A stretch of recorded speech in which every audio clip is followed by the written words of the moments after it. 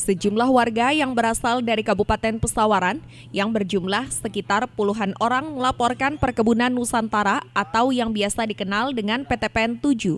Sejumlah warga tersebut melaporkan PT Perkebunan Nusantara dikarenakan adanya dugaan tindak pidana korupsi.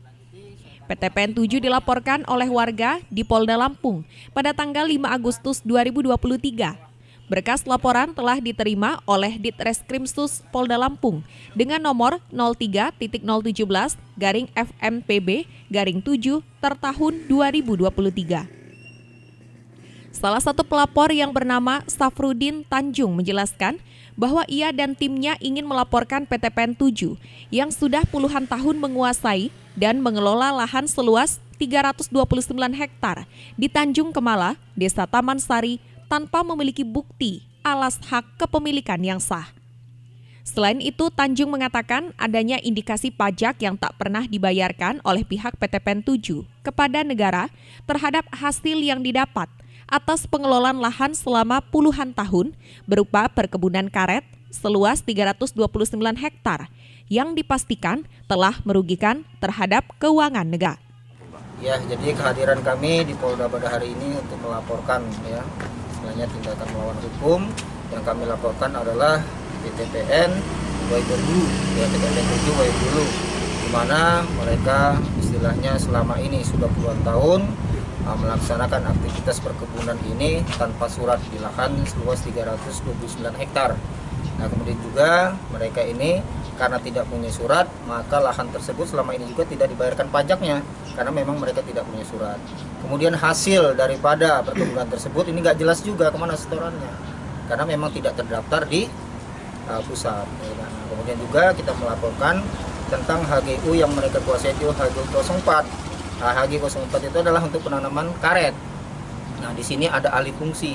Nah, tapi ahli fungsinya ini juga sangat ngawur karena disewakan oleh PT, ya kan? Jadi sekitar 135 hektar ini disewakan kepada sebuah PT. Nah, ini harganya sekitar 4-7 juta per hektarnya. Nah, ini juga nggak jelas juga dana sewanya ini kemana larinya, ya kan? Apa ada oknum, apa kemana, ini nggak jelas juga. Ini penyidik yang bisa menjelaskan nanti kemana ininya kan. Tapi semua sudah kita buktikan, sudah kita sampaikan juga. Ya, artinya dari bahwa itu memang tidak bersurat, artinya kan ini dari tim Reforma Agraria sudah menyatakan bahwa tanah 329 itu tidak bersurat. Nota dinasnya sudah keluar. Sudah kita sampaikan. Bahkan di situ juga ada tanda tangan orang-orang PTPN 7, pejabat PTPN 7 menyatakan tanah itu tidak bersurat. Ya kan? Nah, kalau masalah yang perkebunan itu alih fungsi itu sudah kita, kebunnya juga sudah kita ini kan foto, ya kan, 135 hektar tersebut. Nah, kemudian masalah pajak juga, ya kan, kita sudah dapat ini 2 tahun 2020 dan 21 nggak bayar. Nah, kalau nanti di sini ke perpajakan kan masih bisa ditelusuri lagi. Kalau memang dari tahun 70 itu nggak bayar kan. Nah, tapi yang jelas yang nggak bayar itu 2020. 2020 sampai 2021 ya, itu masih itu kita dapat. Nggak bayar, nggak bayar. Kita udah ada buktinya, udah kita lampirkan buktinya juga. Untuk yang tadi dibayar itu apakah seluas lahan yang mereka kuasai, Pak? Ya, sebenarnya kalau pengusahaan HGU 04 itu mereka itu hanya 242 hektar, ya kan? Hanya 242. Nah, itulah yang dimasukkan lah kampung mereka. Tapi nyatanya yang digarap ada berapa itu, Bang? 2.210 hektar. Jadi HGU yang mereka punya itu sebenarnya cuma 200 hektar. Nah, kalau yang lahan yang digarap sampai ribuan. Sampai ribuan. 2.000. Lebih lanjut, ulah PTPN 7 terhadap lahan Nomala, Desa Taman Sari, yang seluas 135 hektar tanpa memiliki bukti surat HGU.